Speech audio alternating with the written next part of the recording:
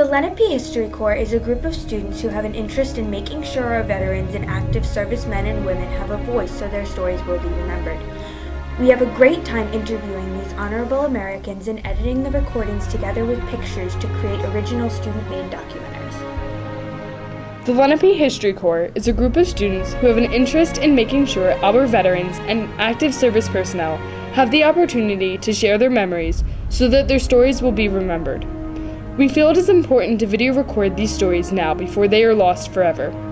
Through our efforts, we've begun the process of archiving a number of stories that you would never see in a history book, but are an important link to our nation's past.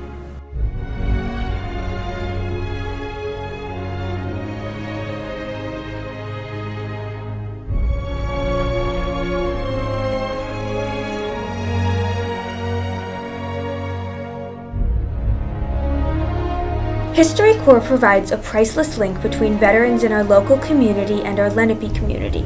Recently, we had the opportunity to interview Vietnam veteran Corporal Rich Scott. He explained the memorial that he is currently working on to honor soldiers from Bucks County who were killed in combat in Iraq and Afghanistan. He even showed our History Corps interview team an example of a piece of this exciting part of our community here in Doylestown. My name is Rich Scott. I was an Army United States Marine. I was a corporal, which is in the enlisted ranks, and I began my service in June of 1967. So we've undertaken to build a memorial to honor the memory of those 21 souls from Bucks County who have given their lives. It's going to be called the Bucks County Global War on Terrorism Memorial. By way of picture, we're going to tell the story of the wars in Iraq and Afghanistan.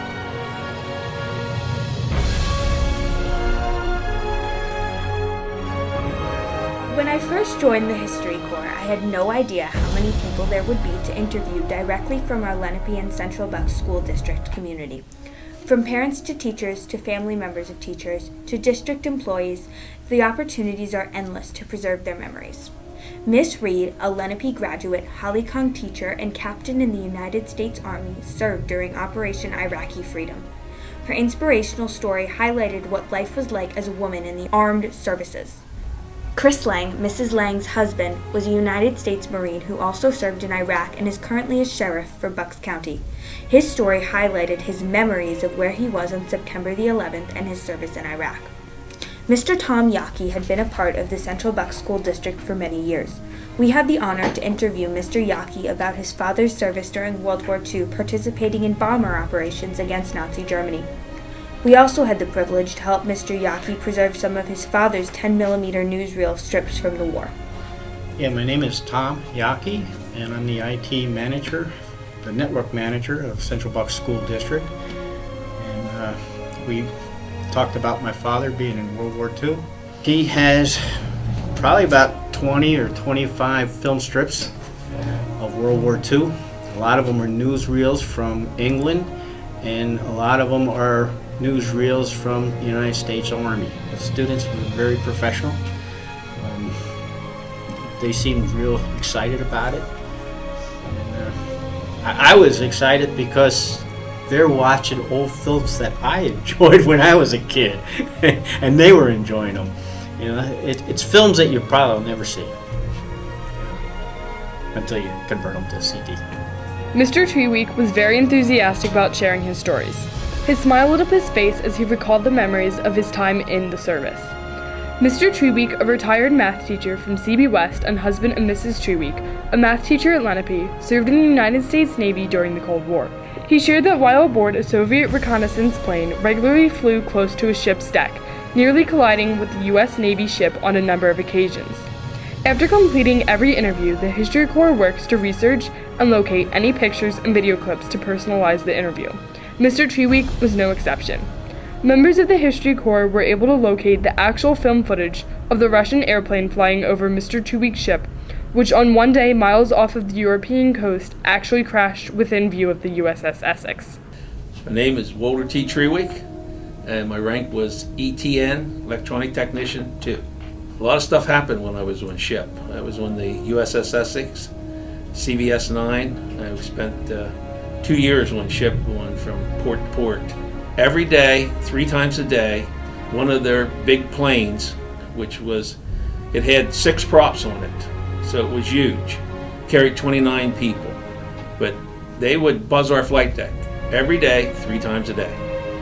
And this particular day, and again, it's daylight, always was, I remember it well because I went out onto the railing with my buddy who was taking movies with his little camera. This plane came down, made a pass, turned, came back, made a pass, and on that turn to make its last pass, I don't know what they did, but the wing, there must have been an unusual swell or something, but they're so low that the wing actually clipped the water. So when it turns like this, the wing hit the water and it went into the water and exploded like a small atomic bomb going off. I mean, it was bright.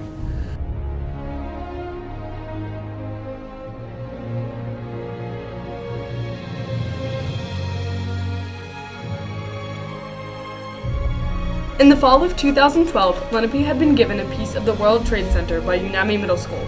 Upon hearing news of this, the Lenape Middle School History Corps began working on ways to honor this piece of history. This is when the Wall of Fame and Honor was born.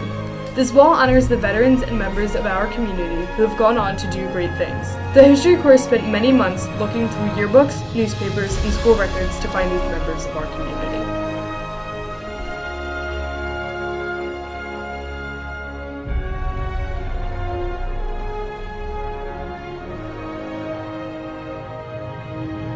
The History Corps had already been in existence for 4 years when we learned of a new national effort by the United States Navy Memorial and the Library of Congress to promote student engagement and involvement by interviewing veterans to preserve their stories for future generations. In the spring of 2012, we learned of an opportunity that would change our club forever.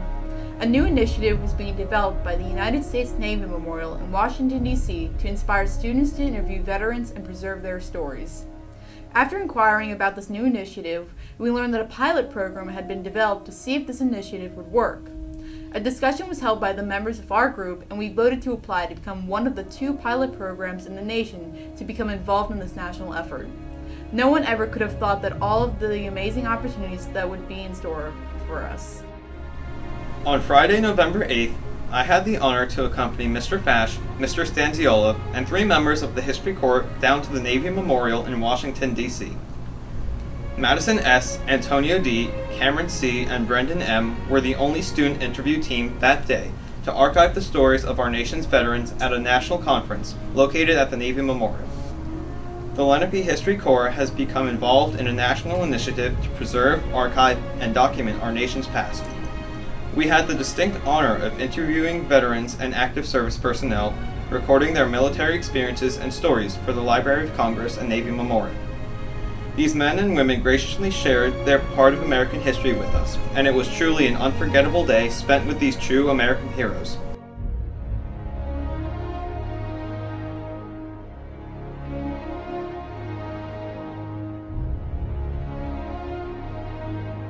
On February 27th, I had the honor to tour the USS Somerset and interview some of the sailors, as well as the captain of the ship. We were the only student film crew invited to video and archive the pre-commissioning event of the USS Somerset. As a student, I had never dreamed I would ever be given this opportunity. We toured the ship, viewed an Osprey and a helicopter landing, attended a press conference with the captain, Captain Thomas Dearborn, and interviewed 2 of the sailors aboard the vessel. The entire time, I remember thinking about how great it is that the USS Somerset is a tribute to the heroes of Flight 93. Everywhere we went aboard ship, there were pieces of Somerset County and reminders of the heroes of Flight 93. For example, there were street signs, a quote with the names of the 40 crew members and passengers of Flight 93, and emblems. During the press conference with the captain, I was able to ask him how his education and training prepared him for the experience of captaining a ship. And education helped you for this experience? Well, throughout my career as a naval officer, from graduating college, we are given the opportunity to go through various training and a lot of on-the-job opportunities. So every duty station that I've had was a building block. Everything from engineering to deck to operations, combat system. All of those are the skills that are necessary that I had to train and qualify and certify in to give me the opportunity to take command of this ship.